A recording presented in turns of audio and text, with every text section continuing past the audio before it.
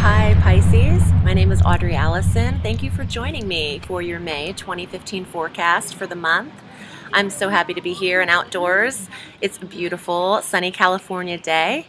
And let's start off the top of May. On the 3rd, we have our full moon at 13 degrees Scorpio. This will bring an awareness and a culmination to your 9th house sector of foreign travel and higher education and learning and higher knowledge and expansion of the mind.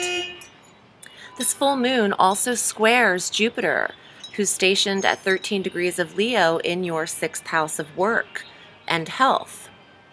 So there is some tense energy that comes along with this full moon. It's not so easy breezy. For those of you who have to travel often for work, there is tension around this area. Plan ahead, expect a not so smooth experience in that area. This could also apply to, for those of you who have been studying, in school, higher degrees, masters, certifications. There's something seen here on the full moon, bringing to an awareness, a culmination about your path of study. What is necessary versus what is not. And this will be illuminated around the 3rd and could last up and through the new moon that we have on the 18th. The Uranus-Pluto square that's also still occurring, although dissipating, is at a 3-degree separation right now as Pluto is retrograding. So Uranus in Aries is at 18 degrees and Pluto's at 15 degrees in Capricorn. This is affecting your 2nd house of finances and your 11th house of friendships. So here's what I suggest. Do not lend money to friends if they need it, or really think hard about who it is you are giving your money to. The 11th house is not just friendships, it's clubs, social groups, organizations. Who are you donating to? And what is necessary versus what is not in that square for you? So there's some square energy at the top of the month. On May 7th, Venus makes her transit into Cancer. She loves it here. She can smooth over, beautify, nurture the 5th house for you, your relationship with children, your creative endeavors. She'll be here through June 5th. So she's beautifying. 5th house is fun. It's gambling. It's how you want to spend your leisurely time, your pleasure. And, for those of you involved in creative projects, this is perfect. Venus is making you look good. She's also money. Okay, Venus could give you funds that you need for creative endeavors right now, creative business, but also, if you're in bands, if you're in a play group, whatever you're into, whatever your passions are creatively. I know that they're vast, especially for you Pisces, because you are very creative. You're very musical as well. Okay, so Venus will also. Okay, Venus is going to trine Neptune, your ruling planet, who's stationed with you at 9 degrees in Pisces. And when Venus trines Neptune, Neptune is a little bit, he's chill, man. He likes to drink a little bit. He likes to wear his rose-colored glasses. He does not take things extremely seriously. He's a little bit delusional. And Venus trining Neptune might give you in this 5th house, 5th and 1st house, because Neptune is with you, it might make you believe that you can, that everything is copacetic in these creative endeavors when you really need to get to work.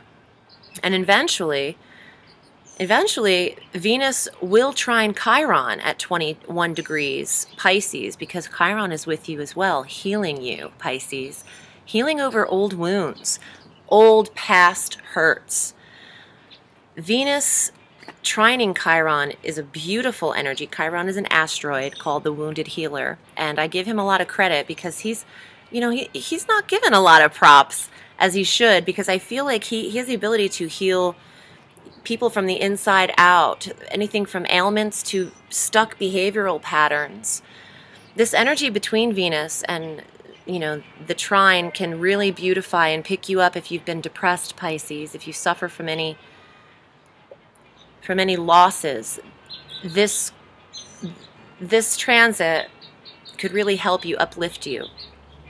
Venus will square Uranus in your second house of money when she enters Cancer, though. So all the, you know, when the sky moves, it gives benefits in other areas, but then creates other tensions or possible oppositions that we're going to get into between Mars and Saturn as well. So it's all cyclical. It's forever moving. It's forever changing. But that's also the beauty of our sky. Nothing ever stays the same. So it's constantly moving. So, you know, if there's a transit that's not chilling with you too well, this can get to step in eventually, because it's not anything's permanent. Now, there are longer transits than others, but the personal planets can move pretty quickly, like Mercury and Venus and Mars. They move each month to 60 days or so. Okay, so on the 11th, Mars, the planet of aggression and temperament and anger and action and drive and determination and will, moves into Gemini through June 24th. This is the 4th house of home. Lots of energy in the home, but watch your anger or your temper in the home. Also, the 4th house is the house of the mother and the deep foundation. So watch your conversations or your tone with your mother through that time. Mars will create an opposition to a retrograde Saturn when he moves into Gemini. Saturn stationed retrograde 2 degrees Sagittarius, Gemini's polar opposite. This is a 180-degree opposition exact. And this is between the 4th house of home and the 10th house of career. For those of you working from home, there could be aggression, Mars, and then Saturn, restriction. You could feel someone's trying to control you. The energy could feel heightened around that time because Mars is anger and it's heated, and Saturn feels like you're bound to something. Maybe you feel like you're bound to the desk at home, and you might need to move your environment around, go outside, work in another part of the home, or take it out of the home entirely. It could work in different ways. You know, if it's not affecting the home, it could be the relationship with your mother, and then the 10th house of retirement, or, you know, the 10th house is title, the highest point on the astrological wheel. It's how you project yourself. It's the purpose. It's close to the midheaven, the path of your life. So allow this opposition. You know, it's going to be uncomfortable. It might feel tense that day on the 11th, but allow it, and a little bit further the 11th, because the opposition won't be exact after the 14th, but it'll still be within a few degrees. And if it's within 4 degrees, that opposition exists. So just chill out with the temper. This is a transit. It could feel restricted on that day. So just take heed. To be forewarned is to be forearmed. On the 18th, we have our new moon energy at 26 degrees Taurus. This is your 3rd house of communications. New moons, new intention, a new beginning. 3rd house, marketing, writing, speaking, communicating, neighborhood, siblings, local travel. Ruled by Mercury naturally, the 3rd house. So the messengers, getting back to people, emails, phone calls. This new moon opposes a retrograde Saturn at 2 degrees Sagittarius in the 10th house of career. So you want to get things done, but it might be that there is oppositions around achieving that right now. Go with the flow of energy and not against it. Don't force things to work if they're not fitting. Take your time with things.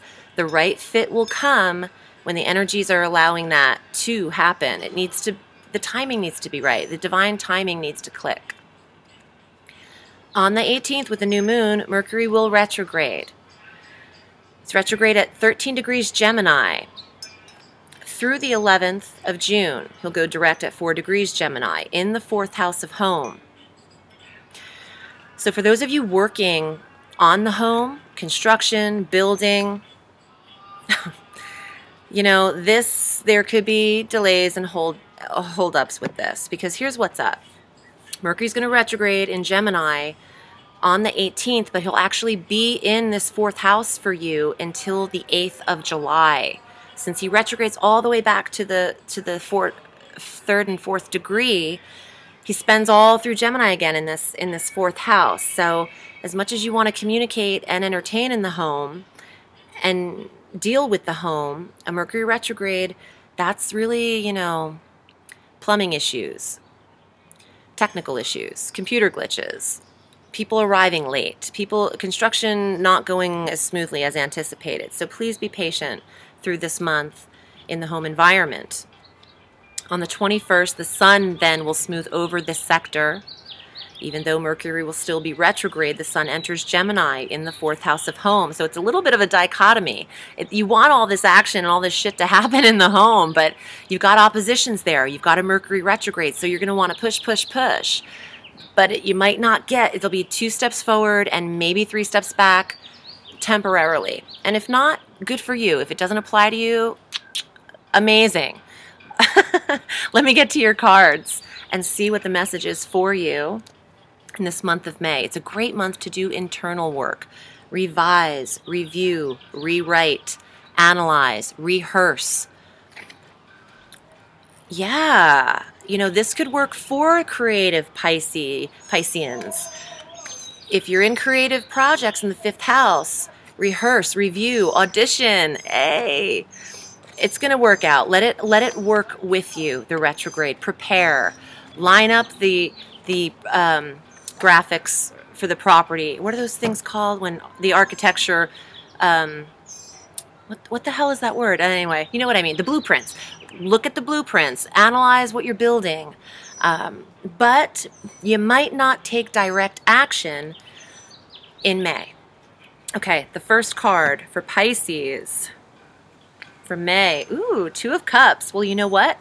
You know what works for you this month, Pisces, is your relationship. Because nothing is hit. Well, the romance sector, the 5th house, Venus is entering there. So that's amazing. But the 7th house of marriage and partnerships is unaffected in this in this kind of energy of the month. But this is the 2 of Cups, the lovers, the mutual reciprocated attraction and even flow of energy that's distributed in a relationship. So good for you.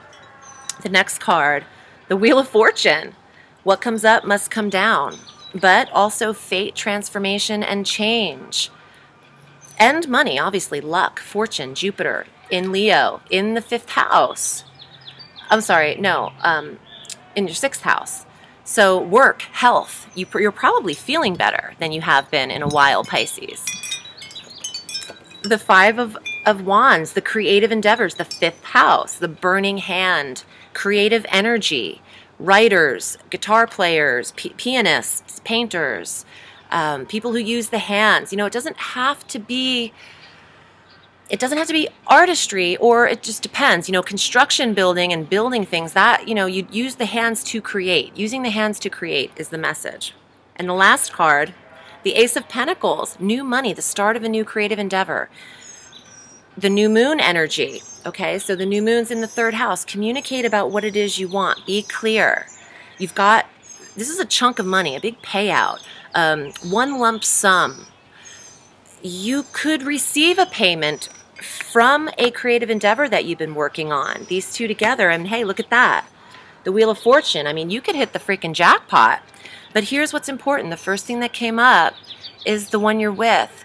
The love. Nurture your relationship. And if things get really crazy with all of the oppositions and trying to achieve action in places where you're being held up with the Mars-Saturn opposition, turn to your relationship.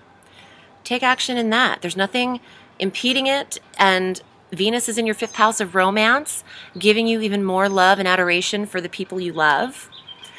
All right, Pisces, I wish you a beautiful May and have a sweet day. Thank you for tuning in, and if you'd like to book with me, I'm at audreyallison.com. Thanks so much. Bye.